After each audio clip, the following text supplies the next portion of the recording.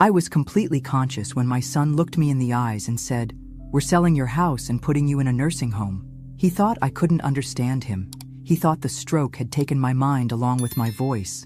He was wrong. I heard every word, felt every betrayal, and silently vowed that somehow, some way, I would make them pay for what they were doing to me. This is my story of betrayal, awakening, and the silent rebellion that saved my life. Subscribe now and comment where you're watching from, because what happened to me could happen to anyone. The sound of my water glass shattering against the hardwood floor was the last thing I remembered before darkness took me. Thanksgiving 2023. My dining room filled with the scent of roasted turkey and pumpkin pie. My son Michael argued politics with his wife Vanessa, while my 16-year-old granddaughter Emily texted under the table. Sarah, my daughter, kept checking her watch, eager to leave for her friend's gathering, though I suspected it was really the casino calling her name again. My right arm suddenly felt numb. Strange. I tried to speak, to ask for help, but my words tangled in my brain, refusing to form. The room tilted sideways. The water glass slipped from my fingers. "Mom?" Michael's voice sounded distant, underwater. I tried to stand, but my right leg buckled. Emily screamed. Someone called 911. When I woke in the hospital, the fluorescent lights burned my eyes. Dr. Bennett, a neurologist with kind eyes and methodical hands, explained I'd suffered an ischemic stroke. "Your cognitive functions appear intact, Mrs. Williams," he said, addressing me directly rather than Michael, who hovered at the bedside. "The damage primarily affected your motor cortex and Broca's area, your speech center. You can understand everything, but speaking and movement on your right side will be challenging." I tried to respond, to thank him for speaking to me like a person, but only a small grunt emerged. "With intensive therapy, there's potential for improvement," Dr. Bennett continued, "though I can't promise a full recovery at your age." Michael's phone buzzed. He glanced at it, then back at the doctor. "Bottom line, Doc, what's her prognosis?" Dr. Bennett frowned slightly. "Your mother is still very much present, Mr. Williams. Her comprehension seems unaffected. She can hear and understand everything we're saying." Michael nodded absently, already typing a response to his message. 3 weeks later, Michael wheeled me through the front door of my colonial home in Connecticut, the house where I'd raised my children, mourned my husband, and expected to live out my days. Rita Morales, a home health aide with gentle hands and a quick smile, would come 3 times weekly to assist with my care. That first evening home, I lay in my bed, listening to Michael and Sarah in the hallway, thinking I was asleep. "Mom's medical bills are just the beginning," Michael whispered. "Her long-term care will deplete her savings within 2 years." "What about the house?" Sarah asked. "It must be worth at least $500,000. Frank says the power of attorney gives us options. We need to be practical about Mom's finances. What's her predicted lifespan in this condition?" Sarah's clinical tone froze my blood. "We need to make practical financial decisions." I lay motionless, tears sliding silently down my cheeks. My own children discussed liquidating my life while I lived it. In that moment, something hardened inside me, a seed of determination taking root. That night, as moonlight spilled across my bedroom floor, I stared at the ceiling and made a silent vow. I would find a way out of this prison. I would reclaim my voice, my home, my life. They thought I was an empty shell. They would learn how wrong they were. January 2024. 2 months imprisoned in my unresponsive body. I'd become a keen observer, cataloging every betrayal from behind unresponsive eyes. Rita came Mondays, Wednesdays, and Fridays. On her days off, care fell to Michael or Sarah, who performed their duties with mechanical efficiency, always checking watches, always hurrying. Today, Michael entered my bedroom clutching papers, wearing his important business face, the same expression he used when telling his daughter that her dream of studying social work instead of business was impractical. "Hey, Mom." He perched on my bed, careful not to wrinkle his pressed slacks. Beautiful January day, freezing but clear. I blinked once. Rita had established this as my signal for yes, though Michael rarely noticed such subtleties. His phone vibrated. He frowned, silenced it, then cleared his throat. "Mom, I need to discuss something important. I know you might not fully understand, but I need to explain some changes." My heart hammered against my ribs. I dreaded this moment since overhearing their hallway conversation. The company's facing serious difficulties, he continued, not meeting my eyes. The Sherman contract fell through, and we're over-leveraged on the new development. We need liquidity fast. Through the window, a cardinal landed on the oak branch outside, a flash of defiant red against the gray winter sky. I focused on it as Michael delivered the blow. Mom, we need money, so we're going to sell your house and put you in a nursing home. The words struck like physical blows. My sanctuary, my independence, my connection to Thomas, and the life we'd built, gone with a single sentence. It's for the best, Michael continued, misinterpreting my silence as confusion rather than rage. You need specialized care, and this place is too big to maintain. Frank's already found a buyer who'll give us a fair price, and Sunshine Valley has an excellent reputation. A fair price, as if my home, where I'd taught Emily to bake, where Thomas had drawn his last breath, where my books lined floor-to-ceiling shelves, could be reduced to square footage and market value. The sale will help save the company and ensure Emily's college fund remains intact. You'd want that, right? To help secure your granddaughter's future? Using Emily against me. A new low. When Michael finally left, promising to handle everything, I focused every ounce of determination on moving my left hand. My right remained useless, but my left had shown minimal function. I visualized the neural pathways, remembered Dr. Bennett explaining how the brain could sometimes reroute signals after a stroke. I thought of Thomas holding my hand through labor with Michael, squeezing through the pain. I channeled that decades-old determination. My pinky finger twitched, barely perceptible, but real. I tried again. Another small movement. When Rita arrived that evening and noticed the minute motion while taking my blood pressure, her eyes widened. "Did you just move your finger, Mrs. Williams?" I kept my expression blank.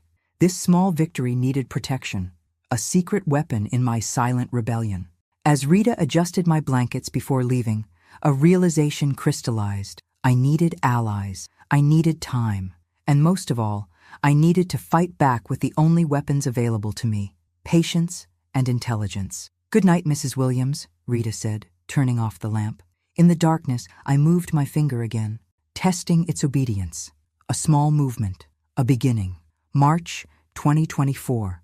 The house sold faster than even Michael anticipated. From my wheelchair positioned by the bay window, I watched strangers evaluate my home like butchers sizing up a carcass.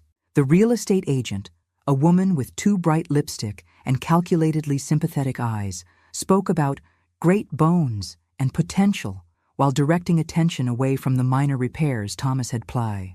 I caught snippets of conversation between Michael and Robert Grayson, the buyer, as is condition, quick closing, reasonable accommodation for needed repairs. Robert was Michael's golf partner, a connection that should have raised questions about fair market value. Through strategic eavesdropping during Michael's phone calls, I learned my house, worth at least $600,000 by current market standards, sold for $420,000. Michael justified the 30% discount as necessary for a quick sale and considering needed repairs, vastly exaggerated in the documentation. My power of attorney, originally intended only for medical emergencies, had become the instrument of my financial dismantling. Frank Reynolds, our family attorney for 30 years, and Thomas's former friend, had manipulated the document's scope. During one visit, I overheard him reassuring Michael, "The court is overwhelmed with elder cases. As long as we have documentation from Dr. Marsden about her incapacity, nobody will question your authority." Dr. Marsden, not Dr. Bennett, who had clearly documented my intact cognition. The substitution was deliberate. When a social worker named Diane Matthews attempted a home evaluation, Michael presented carefully selected medical records, emphasizing my physical limitations while omitting my cognitive assessments. I watched powerlessly as they dismantled my life piece by piece. Sarah took my grandmother's silver service, claiming I'd promised it to her. A blatant lie. Michael pocketed Thomas's watch collection, pieces meant for Emily's future children. Family photos disappeared into boxes, some marked storage, others simply vanishing. The day before the move, Michael and Sarah argued in the kitchen while Rita helped me with lunch in the dining room. "You already took the silver," Michael hissed. "The pearls were supposed to be split between you and Emily." "Emily doesn't need pearls at 16, Sarah countered. "Besides, you're hardly being equitable with Dad's watches. That's different. I'm storing those safely." In your safe. How convenient. Their bickering over my possessions, as if I were already dead, ignited something fierce within me. That night, lying in my bedroom for the last time, I focused on my left hand, continuing the exercises I'd been secretly practicing.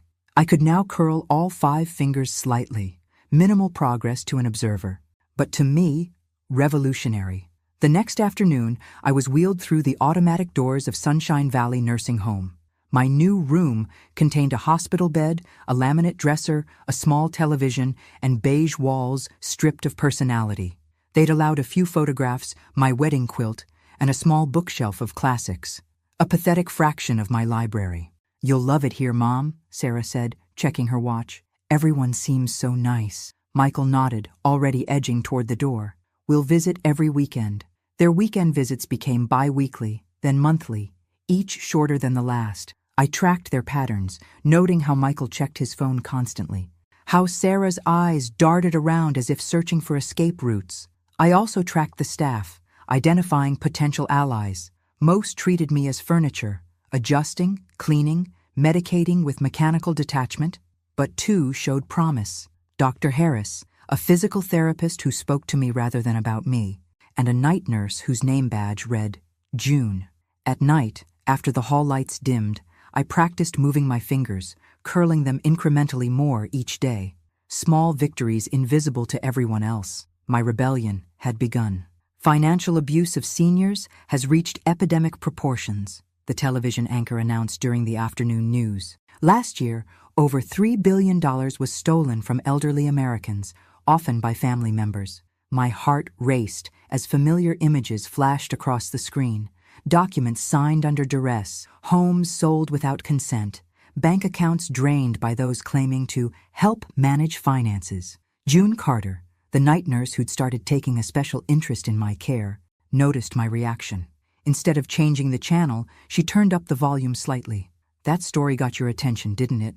she asked quietly, studying my face with unusual intensity. I kept my expression neutral, a skill perfected over months of forced passivity. June pulled up a chair beside my bed, positioning herself so we faced each other directly. "Mrs. Williams, Eleanor, I've been watching you for weeks now. Your eyes track movement precisely. You focus on specific speakers. You react emotionally to certain topics." I remained still, uncertain where this was leading. "My grandmother had a stroke similar to yours," June continued, her voice low. "Her doctor said she was mentally gone, but I knew better. I could see her awareness trapped inside. No one believed me, not even my own family. They sold her house, divided her possessions. By the time I found a specialist who confirmed she was cognitively intact, most of her assets were gone." My pulse quickened. "Was this a trap? A test?" "I believe you're in there, Eleanor," June said, her eyes intent on mine. "Blink once for yes, twice for no. Do you understand me?" I hesitated, then blinked once, deliberately. June's intake of breath was sharp. Again. "Is your name Eleanor Williams?" One blink. "Were you a professor of literature?" One blink. "Has your cognitive function remained intact since your stroke?" One blink, as tears welled in my eyes.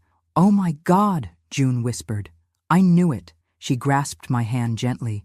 "Are your children taking advantage of your condition?" One slow, deliberate blink. June's expression hardened. "Did they sell your house without your true consent?" One blink. Over the next hour, through our rudimentary communication system, I conveyed the outline of my situation. June listened, occasionally wiping away tears of her own. "We need to be extremely careful," she warned.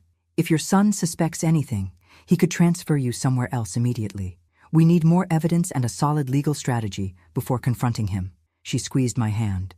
"I'm going to help you, Eleanor. First, we need to document your actual cognitive state and establish more reliable communication. Then, we'll find legal help." For the first time since the stroke, hope flickered to life. The next day, June brought Dr. Harris into our confidence. As the facility's physical therapist, he had legitimate reasons to work closely with me. "Your initial neurological reports from Dr. Bennett indicate potential for partial recovery," he explained, after June revealed our communication breakthrough. "I've been saying for months that your therapy regimen is inadequate. Now I understand why you haven't shown improvement. You've been hiding your progress." I blinked once. "Smart," he acknowledged. But now we need documented evidence of your capabilities. I'll intensify your official therapy while conducting additional off-the-record sessions. June will help. We'll create a paper trail of gradual improvement that won't raise suspicions, June added. Meanwhile, I'll research elder law specialists. We need someone who understands financial exploitation cases. That evening, after June's shift ended, Dr. Harris returned with a tablet. This is a cognitive assessment app designed for stroke patients with limited motor function. It will document your comprehension and reasoning abilities. The assessment confirmed what we already knew. My cognitive functions remained intact. Dr. Harris saved the results to a secure cloud server rather than the facility's system. Perfect baseline evidence, he said, smiling. Now let's work on giving you more physical tools to fight back. For the first time in months, I fell asleep not to thoughts of helplessness, but to carefully laid plans. My silent rebellion had found its first allies. Your house sold again, June announced, placing a real estate magazine on my lap. Listed at $675,000 by Robert Grayson Realty. Sold within 2 weeks. My blood pressure spiked so dramatically that the automated cuff alarmed, bringing a staff member running. June smoothly explained it away as a machine malfunction. But the rage coursing through me was real enough.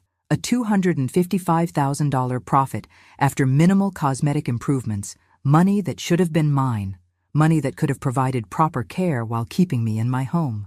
Through our improving communication system, now upgraded to a letterboard since I could reliably move my left index finger, I spelled out FRAUD.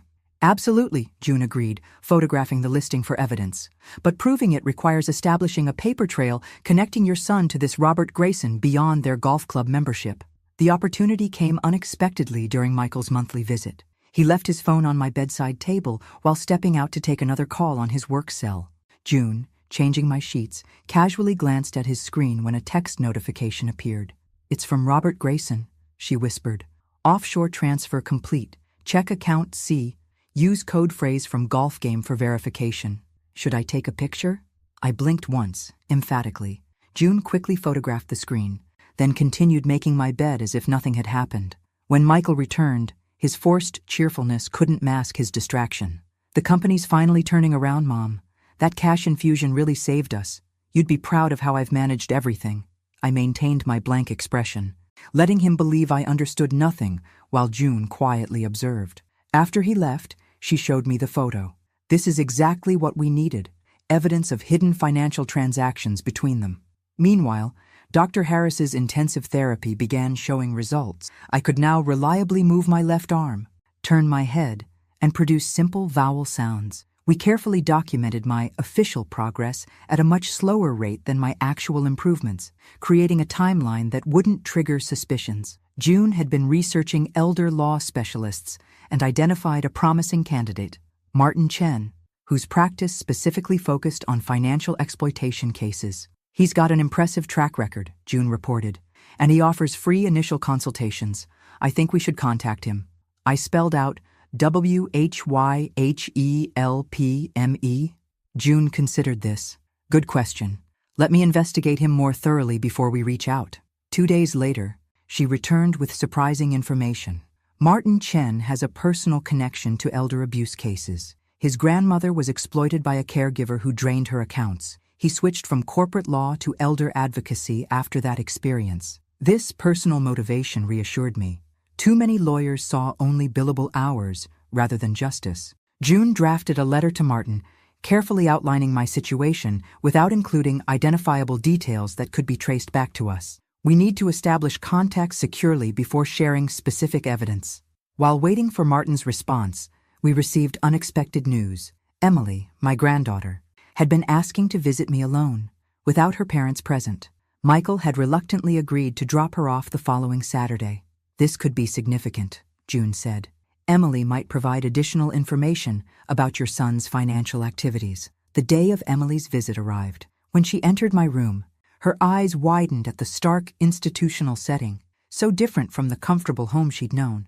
"Grandma," she whispered, taking my hand, "I've missed you so much." I squeezed her hand weakly with my left hand, a response I would have hidden from Michael or Sarah.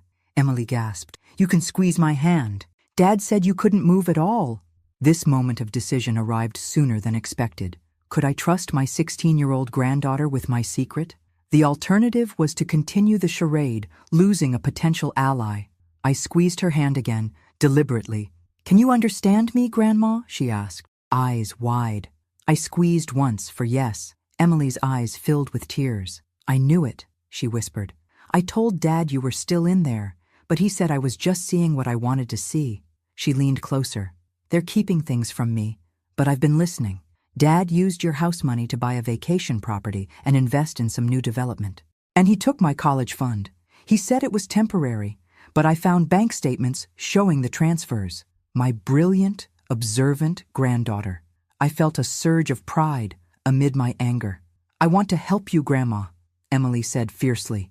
"Tell me how." With painful slowness, I spelled out on the letterboard, TRUSTJUNE. My rebellion had found another ally, and with her, new hope. "Your son is planning to transfer you to a lower-cost facility in Arizona," June announced, closing my door to ensure privacy. "I overheard him discussing it with the administrator yesterday. He's claiming it's to be closer to their new vacation property, but it's actually to cut costs by almost $2,000 monthly." Panic surged through me. Arizona would separate me from June, Dr. Harris, and our carefully constructed support system. More importantly, it would remove me from Connecticut jurisdiction, complicating any legal action against Michael. I spelled frantically, WHEN? "He's targeting August, just 2 months away." June's expression was grim. "We need to accelerate our timeline." Martin Chen had responded cautiously to our initial inquiry, requesting more specific information before committing to the case. With this new urgency, June prepared a comprehensive dossier.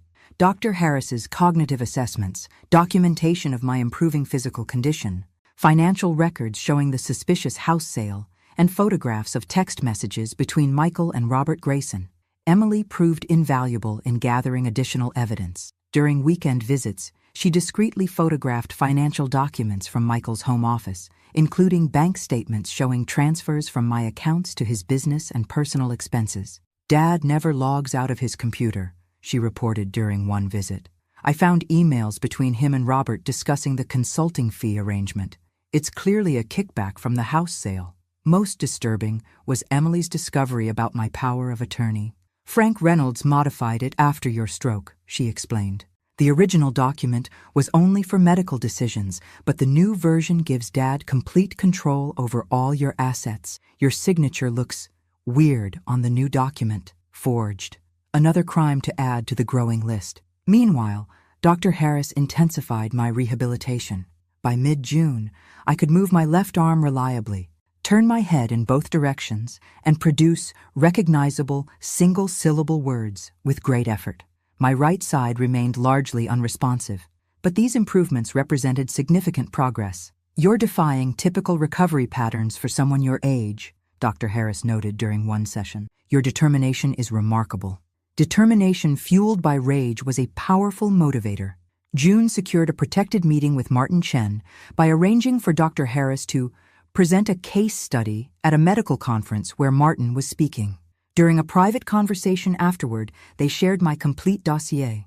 Martin's response was immediate and decisive. "This constitutes elder abuse, financial exploitation, and likely criminal fraud," he stated after reviewing the evidence.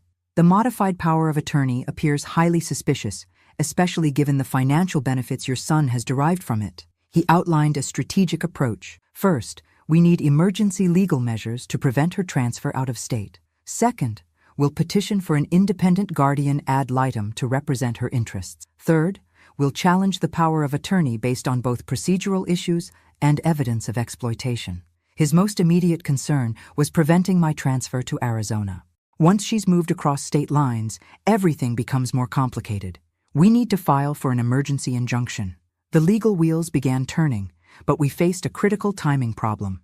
The court process would take weeks, while Michael could execute the transfer with just a few days' notice. "We need leverage," June said, after discussing the situation with Martin. "Something that would make Michael delay the transfer voluntarily." Emily provided the solution during her next visit. "Dad's hosting a huge client reception at the new lake house in July. He's invited everyone important to the business. It's all he talks about. His big chance to show everyone the company has recovered. An idea formed. Through careful letterboard communication, I outlined a plan that might buy us the time needed for legal proceedings to unfold. The following day, during Michael's monthly visit, I executed the first step. When he mentioned the upcoming client event in passing, I made deliberate eye contact and produced a sound. Not random, but clearly an attempted word. Michael froze. "Mom, did you just try to speak?" I made the sound again, maintaining direct eye contact. "Can you understand me?" he asked, leaning closer. I blinked once, slowly and deliberately. His face paled. That's just a reflex. The doctors said your cognitive functions were gone." I kept my gaze locked on his, blinking once more. "I need to talk to your doctor," Michael said, rising abruptly. "This doesn't make sense." As he left, June passed him in the doorway, noting his disturbed expression. Once he was gone, she turned to me with raised eyebrows. "Phase 1 complete," I spelled on the letterboard. Now he's uncertain. The seed of doubt had been planted. Now we needed to nurture it into the leverage that might save me. "Your son has postponed your transfer to Arizona," June announced, unable to suppress her smile. "He told the administrator he wants additional neurological evaluations before moving you." Our strategy was working. By demonstrating just enough awareness to unsettle Michael without revealing the full extent of my recovery, we'd created the delay needed for legal proceedings to advance. Michael's reaction had been exactly as predicted, a mixture of denial, anxiety, and self-protective maneuvering. He'd immediately requested new medical assessments, allowing Dr. Harris to introduce the facility's neurologist, Dr. Patel, who documented clear signs of cognitive awareness and potential for further recovery. Michael looked like he'd seen a ghost when Dr. Patel explained that your comprehension appeared intact, June reported. He kept saying, "But Dr. Marsden said her brain function was severely compromised." Dr. Patel had simply replied, "New assessments suggest otherwise. I'd recommend comprehensive neurological reevaluation before any major decisions are made." Martin Chen filed emergency petitions with the probate court, requesting an independent guardian ad litem and temporary freeze on any transfers of my person or assets. With Dr. Patel's evaluation as supporting evidence, the court scheduled an expedited hearing. Meanwhile, Emily continued gathering crucial information during her increasingly frequent visits. "Dad's freaking out," she reported. He and Frank Reynolds had a huge argument in Dad's study. Frank kept saying, "You told me her cognitive functions were gone." And Dad yelled back, "That's what Marsden said." She lowered her voice. "Dad's worried about the client reception too. He's already invited everyone, spent a fortune on catering, and can't cancel without raising questions about the company's stability." This conflict between Michael's social aspirations and growing legal concerns created exactly the hesitation we needed. I'd made remarkable progress in my recovery, though still far from normal function. I could now speak simple sentences with effort, move my left arm with increasing precision, and even grasp a specially adapted pen to write brief notes. One afternoon in mid-July, I managed to write a complete sentence for the first time. "I understand everything." June photographed it as evidence, then helped me practice for the most crucial performance of my life, the upcoming court evaluation. Martin had warned us that the court would appoint an independent evaluator to assess my condition. This evaluation would significantly impact the judge's decision regarding the guardianship petition. "Be honest about your capabilities," Martin advised through June, "but don't overextend yourself. If you appear stronger than you actually are, they could determine you don't need protection." The delicate balance required careful preparation. Dr. Harris and June developed exercises to help me demonstrate just enough function to prove cognitive awareness while emphasizing my continued vulnerability and need for protection from exploitation. The court-appointed evaluator, Dr. Eleanor Simmons, arrived on a Tuesday morning. A stern woman with penetrating eyes and methodical approach, she spent 3 hours conducting comprehensive assessments. "Mrs. Williams," she said directly, "your son claims you cannot understand complex information or make financial decisions. Do you believe that's accurate?" With careful concentration, I formed my response. "I understand everything. Cannot speak easily, but mind clear." Dr. Simmons nodded, making notes. "Can you tell me what happened to your house?" "Son sold it under value. His friend bought it. And the proceeds from that sale?" "Took money, vacation, house, Boat. Dr. Simmons's expression remained neutral, but her questioning grew more detailed. By the end, I was exhausted, but confident she had accurately assessed my condition. The following day, Martin received Dr. Simmons's report. It's extremely favorable, June reported. She explicitly states that you demonstrate clear cognitive capacity despite physical limitations, and that there's evidence of financial exploitation requiring immediate court intervention. With this report, Martin filed additional motions requesting expedited proceedings and temporary guardianship assignment to a neutral third party pending full investigation. The judge responded with unprecedented speed, scheduling a hearing for the following week and issuing a temporary order preventing any transfer or additional financial transactions without court approval. When Michael received the court summons, his reaction was explosive. He arrived at Sunshine Valley unannounced, demanding to see me immediately. June intercepted him in the hallway. "Mrs. Williams is resting. Facility policy requires scheduled visits to ensure patient well-being." "She's my mother," Michael snapped, "and I have her power of attorney. I need to see her now." June stood her ground. "I can call the director if you'd like to discuss an exception to policy. In the meantime, perhaps you could wait in the visitor lounge." This small delay allowed her to alert me to Michael's presence. We'd anticipated this confrontation, but hadn't expected it so soon. I made my decision quickly, spelling out LETHIMIN, TIMETOFACEHIM. When Michael entered my room, his customary mask of concern had been replaced by barely controlled panic. "Mom, what's going on?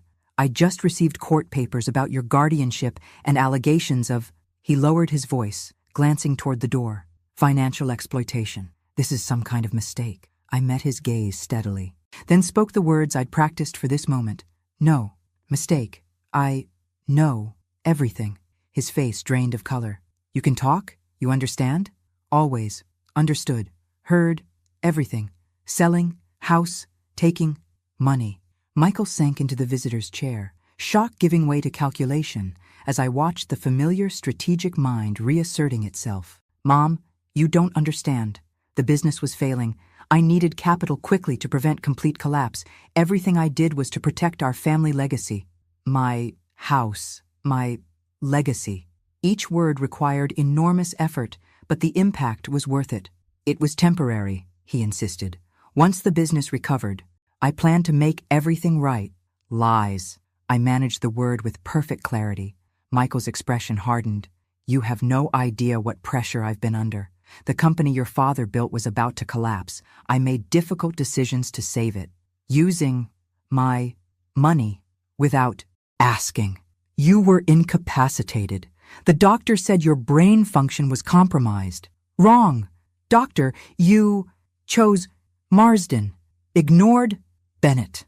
His eyes widened as he realized the extent of my awareness. "This is crazy. You can barely speak. You're in no condition to manage your affairs. Court will decide." Michael stood abruptly. "This conversation is pointless. I'm calling Frank right now."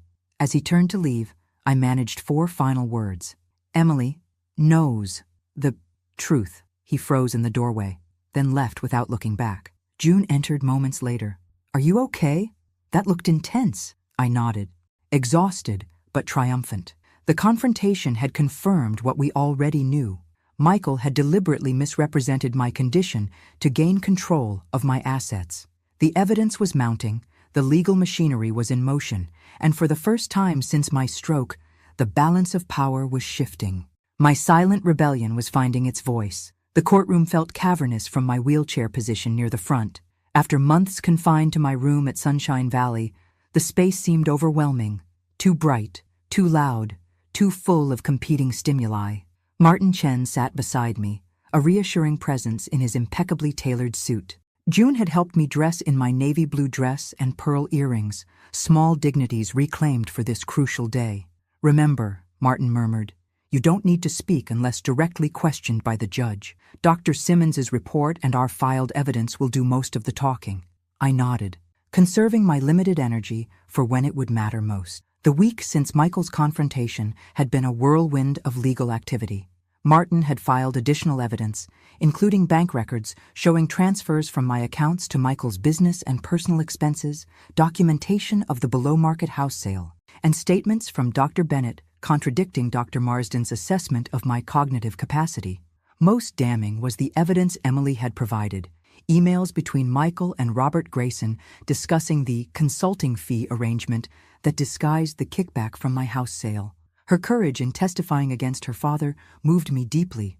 Michael sat at the respondent's table with Frank Reynolds beside him. He'd aged years in weeks, his confident posture replaced by a defensive hunch. When our eyes met briefly, he quickly looked away. Sarah sat in the gallery, her expression unreadable. She hadn't been named in our initial filing since her involvement appeared less direct, though her knowledge of the situation raised serious ethical questions. Judge Harriet Littman entered, a silver-haired woman with piercing eyes and reputation for no-nonsense efficiency. "This is an emergency hearing regarding guardianship and allegations of financial exploitation in the matter of Eleanor Williams," she announced, reviewing the papers before her. What followed was a methodical presentation of evidence from both sides. Martin presented our case clinically, without emotional appeals. The documentation spoke for itself. Frank attempted to justify Michael's actions as necessary for family financial stability and questioned the sudden improvement in my condition. Mrs. Williams was evaluated by multiple physicians who confirmed severe cognitive impairment, Frank argued. This miraculous recovery seems suspiciously timed to coincide with financial disputes. Judge Littman interrupted. "I have contradictory medical evaluations in the record. Dr. Bennett's initial assessment indicated preserved cognitive function, while Dr. Marsden's later evaluation claimed severe impairment. Dr. Simmons's recent court-ordered evaluation supports Dr. Bennett's original findings." She turned toward me. "Mrs. Williams, I understand speaking is difficult for you. However, I'd like to hear directly from you about your understanding of these proceedings." Martin had prepared me for this possibility. I concentrated on forming clear words despite my impaired speech. "I understand everything," I began, pausing between words. "Stroke, affected, body, not, mind, son, sold, house, took, money, without, consent." The courtroom remained silent as I struggled through each sentence, my determination evident in every hard-won word. "Always, aware, heard, plans, trapped, in, body." Judge Littman nodded encouragingly. "Thank you, Mrs. Williams. I appreciate your effort." She turned to Michael. "Mr. Williams, these are serious allegations supported by substantial documentation. Do you maintain that your actions were taken solely for your mother's benefit?" Michael cleared his throat. "Your Honor, I believed I was acting in my mother's best interest based on medical information available at the time. If there were misunderstandings about her condition, they were not deliberate." "Misunderstandings?" Judge Littman's tone sharpened. "You specifically sought a secondary medical opinion after Dr. Bennett's assessment indicated preserved cognitive function. The financial benefits you derived from control of your mother's assets are well documented. This appears far beyond misunderstanding." Frank attempted to interject, but the judge continued. "Furthermore, the evidence suggests the house sale was significantly below market value to a business associate who then provided you personal compensation. These transactions occurred while you held fiduciary responsibility for your mother's assets." Judge Littman reviewed her notes once more before delivering her ruling. "Based on the evidence presented, I am granting the petition for appointment of a temporary guardian ad litem to represent Mrs. Williams's interests. All assets currently under Mr. Williams's control through power of attorney will be frozen pending full accounting and investigation." She continued. "The power of attorney executed after Mrs. Williams's stroke is suspended due to significant questions regarding its validity and application. Mr. Williams is hereby ordered to provide complete financial records of all transactions involving Mrs. Williams's assets within 7 days." Michael's face darkened as the judge continued outlining restrictions and requirements. When she finally concluded the hearing, he leaned toward Frank, whispering urgently. Martin turned to me with a subtle smile. "This is an excellent first step. The temporary guardianship prevents any further financial actions while we pursue full restoration of your rights and recovery of misappropriated assets." As the courtroom began to clear, Emily approached hesitantly, her eyes seeking permission to join me. I nodded, managing a small smile. "You were amazing, Grandma," she whispered, taking my hand.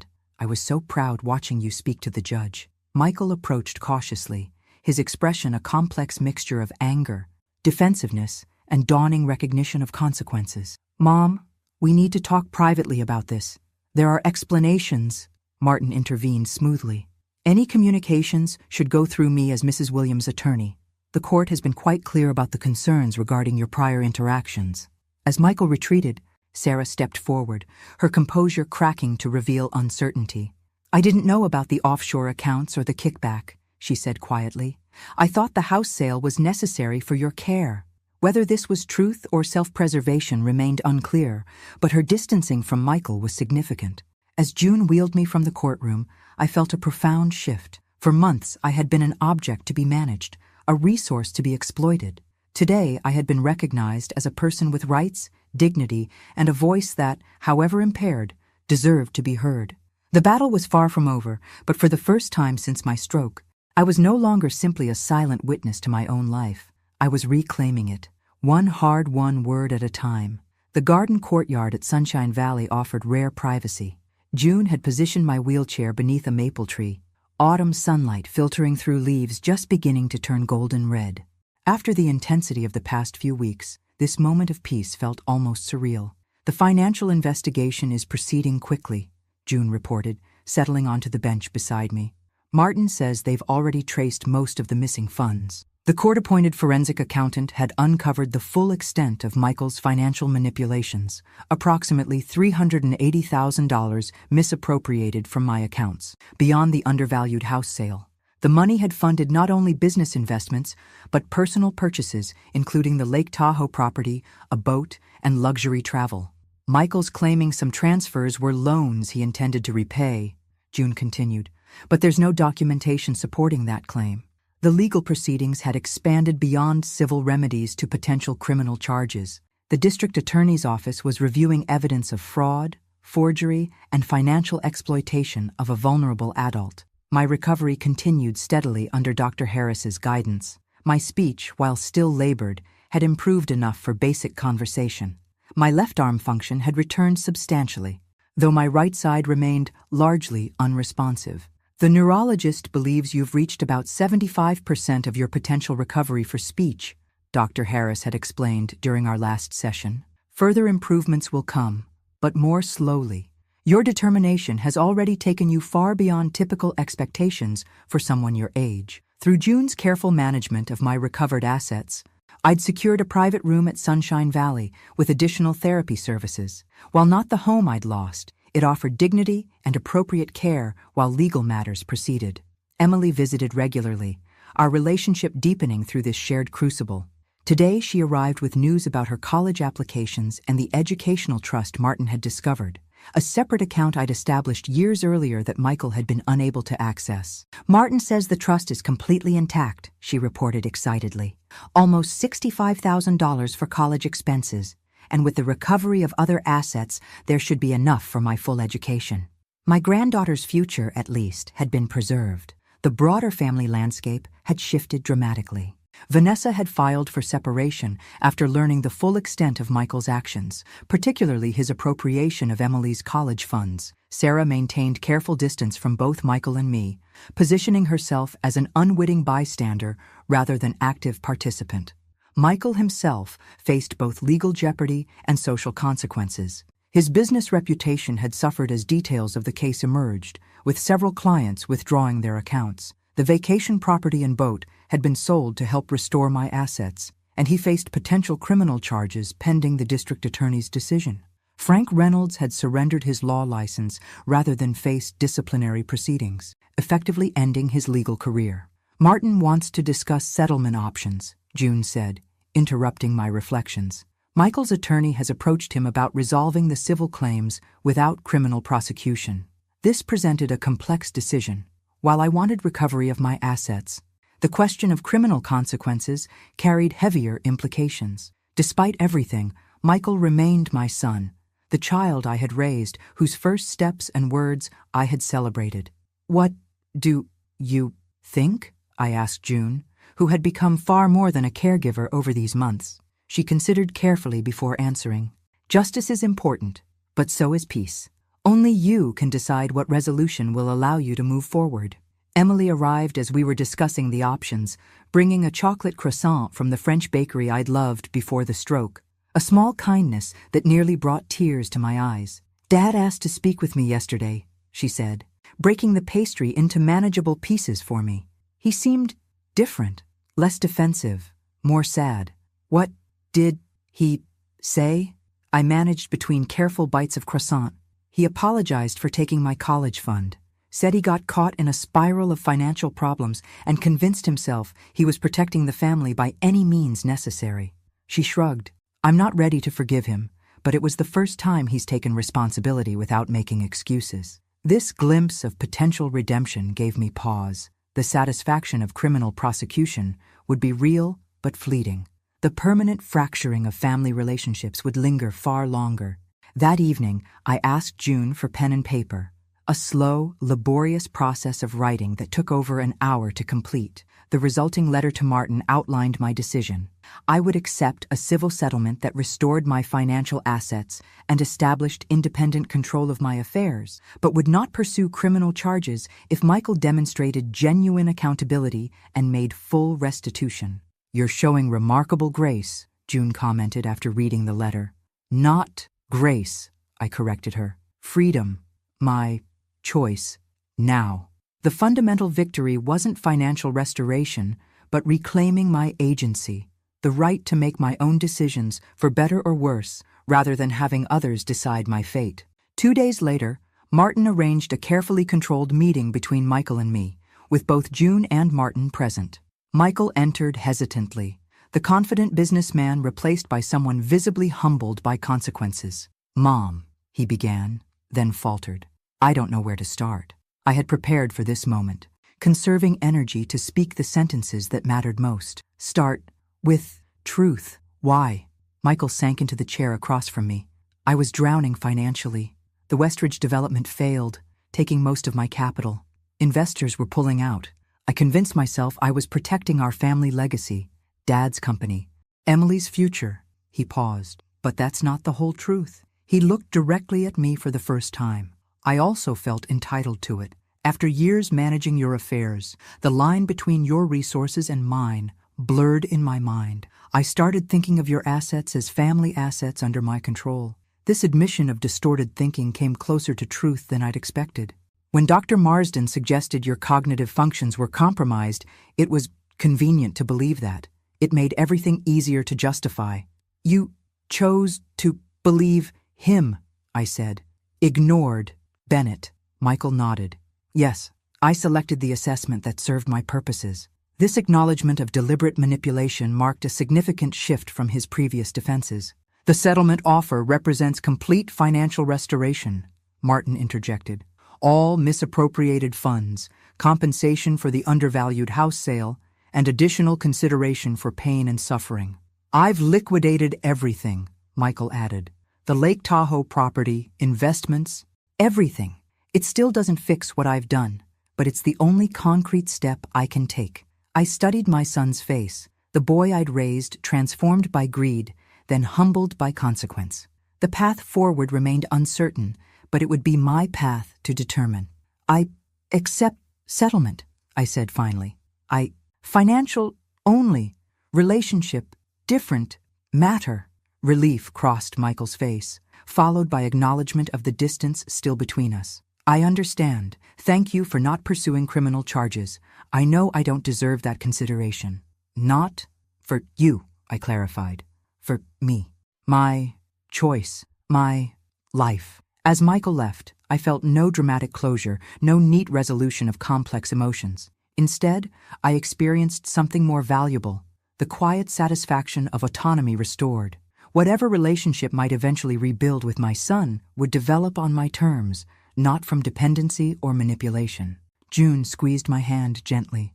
"You've come so far from the woman who could only communicate through blinks." I nodded, thinking of the long journey from helpless rage to deliberate action.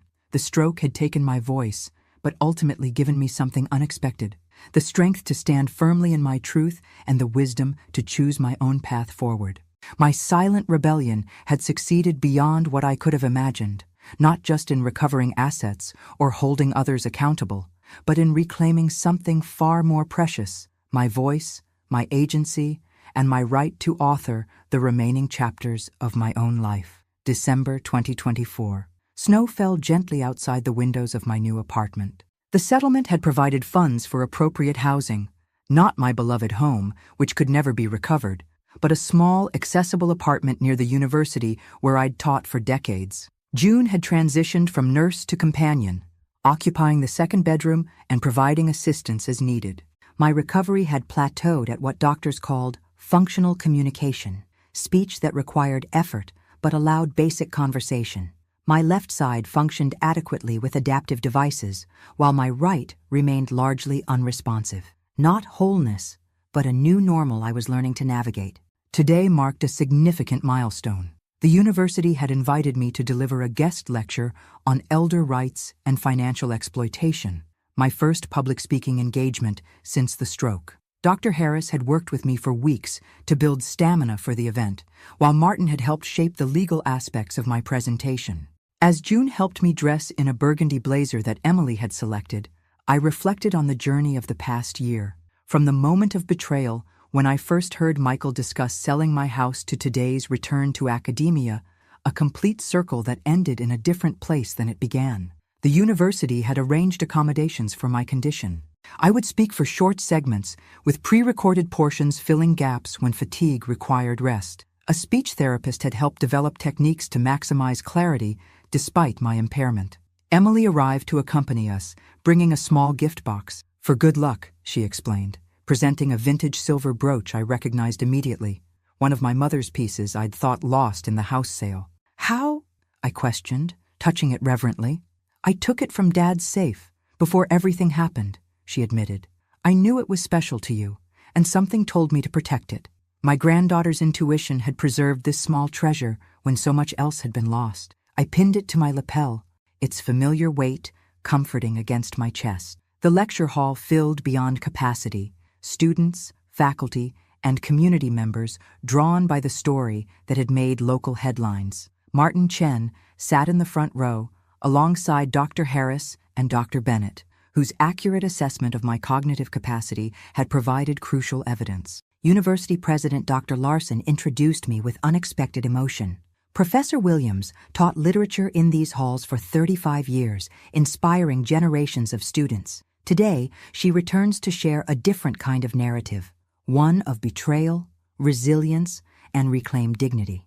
When I was wheeled to the podium, adjustable microphone positioned to capture my labored speech, the audience fell completely silent. "Thank you for coming," I began, each word clear despite the effort required. "My story begins with silence."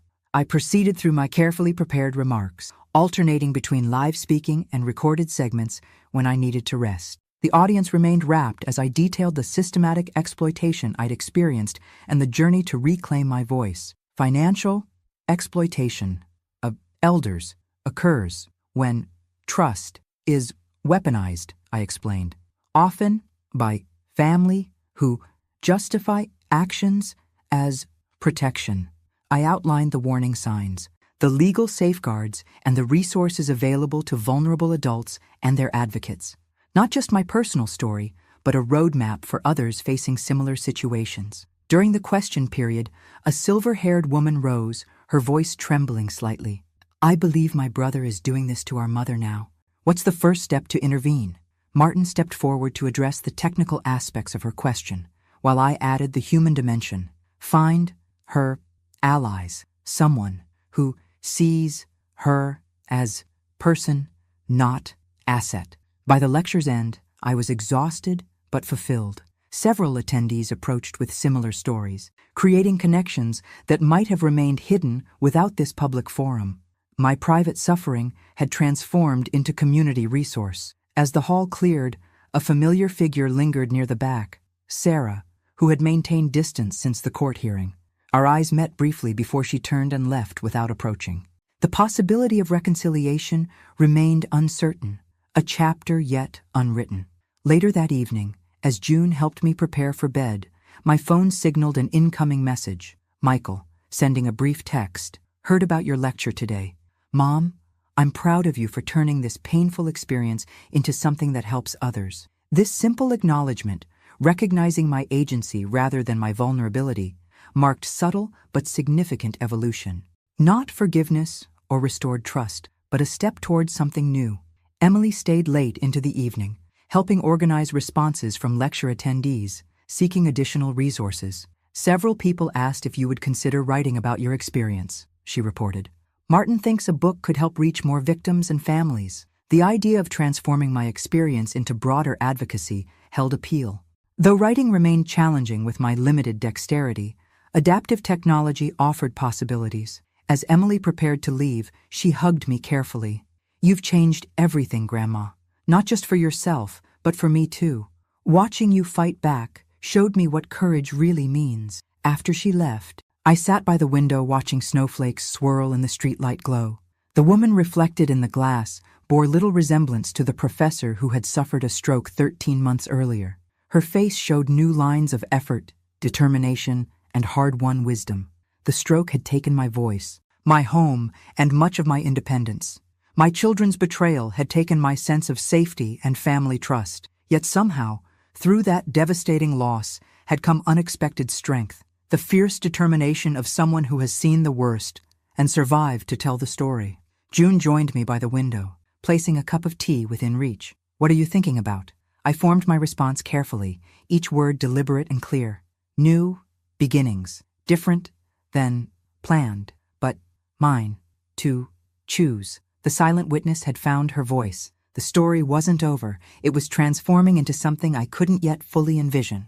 But for the first time since that Thanksgiving, when my water glass shattered against the floor, I faced the future not as victim, but as author of my own remaining chapters. The rebellion had succeeded, not by restoring what was lost, but by creating something new from the ashes of betrayal, a life reclaimed, a voice renewed, and a hard-won wisdom that might light the path for others still trapped in silence. The small dinner gathering marked 6 months since the settlement. June had transformed our apartment into a celebration space, with spring flowers brightening every surface. Emily had arrived early to help prepare, bringing a small cake inscribed with a simple message, "To new beginnings." Dr. Harris, Martin Chen, and Dr. Bennett had joined us, the core allies who had helped transform my silent rebellion into vindication. Their presence reminded me how crucial connection had been to my survival and recovery. "I have news," Martin announced as June served coffee. The State Bar Association is implementing new guidelines for power of attorney documentation based partly on your case. They're adding mandatory cognitive assessment protocols and independent review requirements. Your experience is changing the system, Dr. Bennett added. 3 other neurologists have contacted me about proper documentation of partial capacity cases. This ripple effect, policy changes that might protect others from similar exploitation, represented perhaps the most meaningful outcome of my ordeal.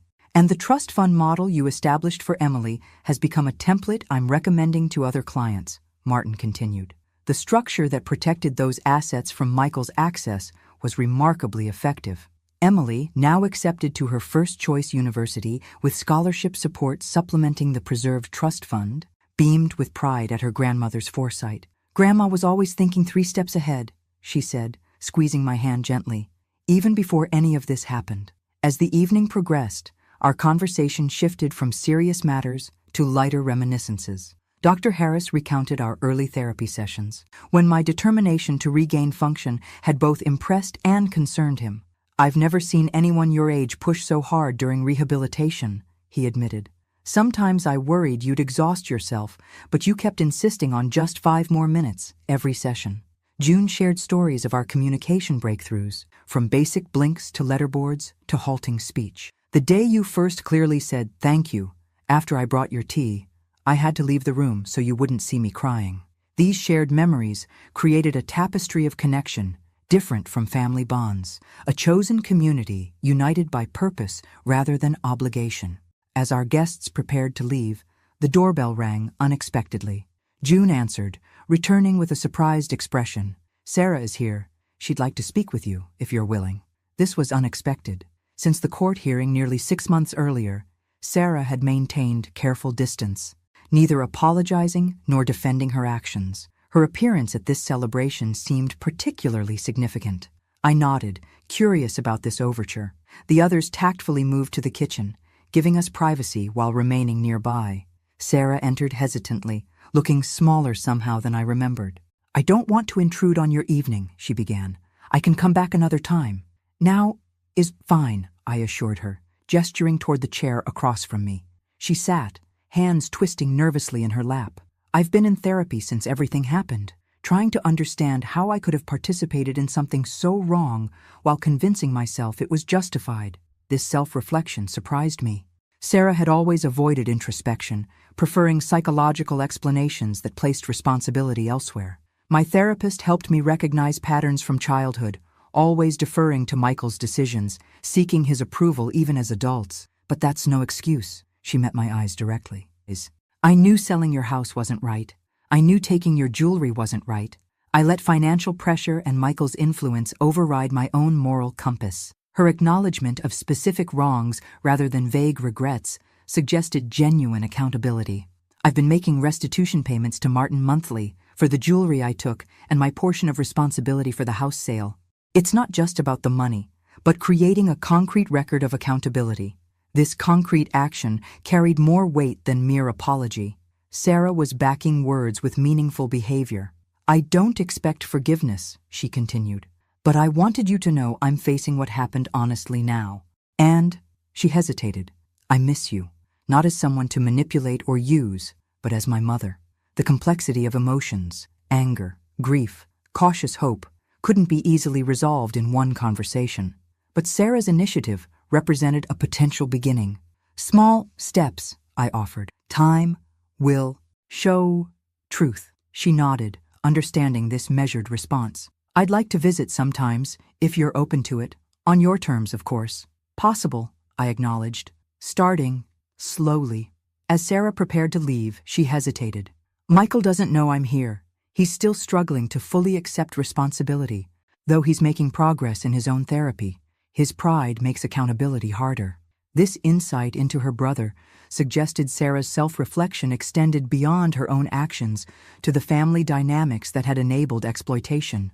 After Sarah left, the others returned from the kitchen, respectfully not asking about our conversation. Their protective presence reminded me how my circle had transformed, from those who saw vulnerability as opportunity for exploitation to those who recognized it as calling for protection and empowerment. Later that evening, after our guests had departed, June and I sat on the small balcony, watching city lights flicker against the darkening sky. "What are you thinking?" June asked, recognizing my contemplative expression. "Family. Complicated," I replied. "Betrayal. Leaves. Marks. But people can change. Do you think you'll eventually reconcile with them?" I considered this carefully. "Not same relationship. New boundaries. New understanding." The stroke and subsequent betrayal had permanently altered my perspective. I could never again be the mother who trusted unconditionally, who placed family obligation above self-protection. But perhaps something new could grow in that space. Relationships based on earned trust rather than assumed loyalty. "What matters most is that you're making these decisions freely," June observed, "not from dependency or vulnerability." This fundamental shift, from object of others' decisions to author of my own, represented the true victory of my rebellion. The financial restitution mattered less than reclaimed agency. As we prepared for bed, I paused before my mirror, studying the woman reflected there. Her face showed new lines of effort and determination. Her posture, though affected by partial paralysis, conveyed dignity rather than defeat. The stroke had taken much, but had given something unexpected in return, a fierce clarity about what truly mattered and the courage to protect it. My remaining years would be different than planned, but authentically mine in a way they might never have been without this crucible. I thought of the lecture I'd delivered and the book now taking shape through dictation and adaptive technology. My story was becoming a resource for others facing exploitation, transforming private pain into public purpose. This unexpected chapter of life contained both profound loss and surprising renewal. Not a happy ending in any conventional sense, but a hard-won victory of spirit over circumstance. The silent witness had found her voice. 1 year after the stroke that changed everything, I sat in my wheelchair on the university auditorium stage, prepared to address the graduating class of the social work program. Emily, completing her freshman year with honors, had arranged this invitation, a chance to share lessons from my journey with future advocates. The dean's introduction emphasized not my academic achievements, but the path of the past year.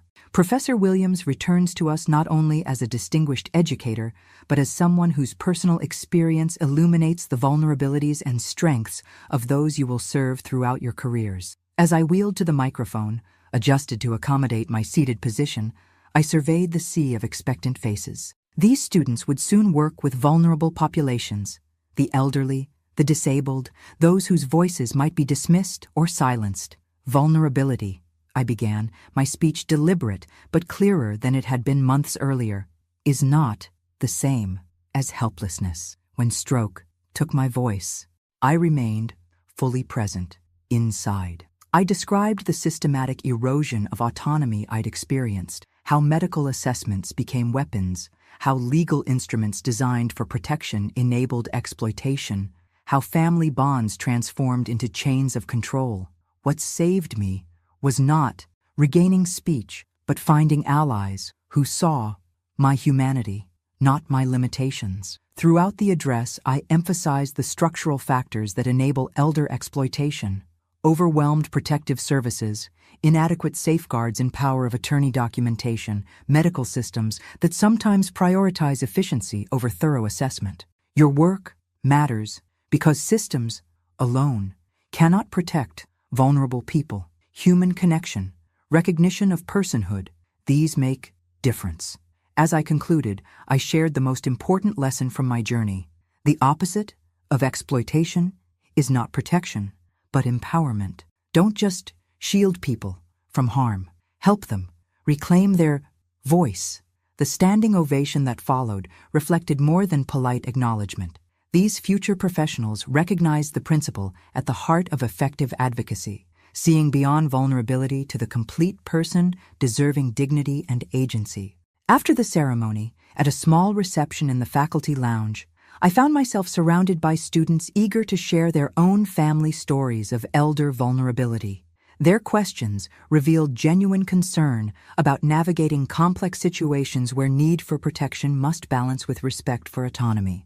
Emily brought over a shy young woman who seemed particularly moved by my address. "Grandma, this is Sophia. She wants to specialize in elder law because of her grandmother's experience." Sophia explained how her family had struggled to protect her grandmother from a predatory caregiver while respecting her desire for independence. "Your story helped me understand both sides of that balance better," she said.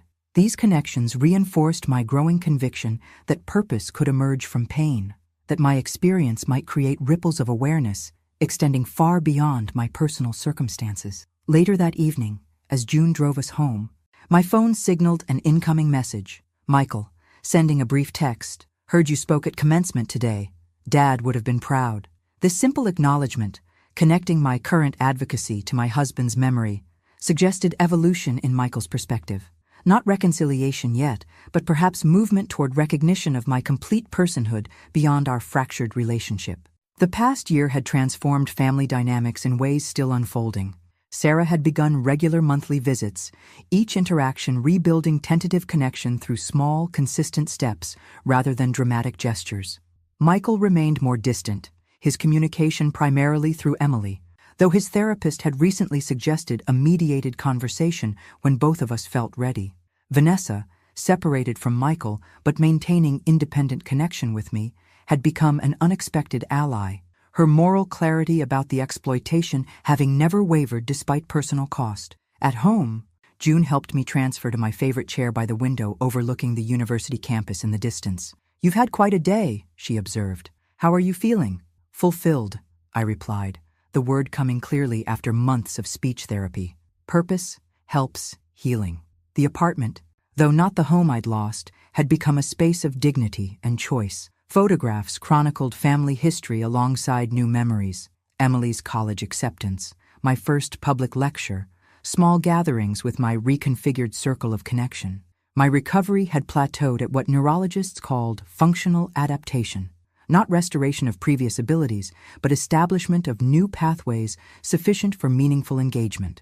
My speech remained deliberate but increasingly fluid with continued therapy. My left side functioned adequately with adaptive devices, while my right remained largely unresponsive. Physical limitations remained, but they no longer defined my identity or determined my possibilities. The woman who had emerged from this crucible was not the same professor who had suffered a stroke at her Thanksgiving table. She was both less and more, diminished in certain capacities, but expanded in perspective and purpose. I thought of the book manuscript nearing completion, dictated and shaped over months with June's assistance. Silent Witness, Reclaiming Voice After Exploitation, would soon reach others facing similar circumstances, transforming private trauma into public resource. The legal consequences of my case continued unfolding. Martin had established a specialized practice focused exclusively on elder financial exploitation, with policy advocacy complementing individual representation. 2 state legislators had consulted him on potential statutory reforms based partly on lessons from my experience. As twilight softened the view outside my window, I reflected on the journey from that moment when Michael had said, "We're going to sell your house and put you in a nursing home." The rage that statement had ignited had fueled my determination through months of secret rebellion and painful recovery. That determination had not restored what was lost. My home remained sold, my body partially paralyzed, family relationships fundamentally altered. Yet it had created something new from those losses: advocacy that might protect others, wisdom earned through suffering, and most importantly, reclaimed agency over my remaining life. June joined me by the window, placing a cup of tea within reach of my functional left hand. "What are you thinking about?" I formed my response with the careful precision that now characterized my speech. How strange that losing my voice helped me find it more authentically. The silent witness had not only found her voice, she had transformed it into a beacon for others still struggling in darkness. Not a fairy tale ending of complete restoration, but a hard-won victory of spirit over circumstance. Not the life I had planned, but the one I had claimed. My voice, my choice, my truth. Thanks for listening. Don't forget to subscribe and feel free to share your story in the comments. Your voice matters.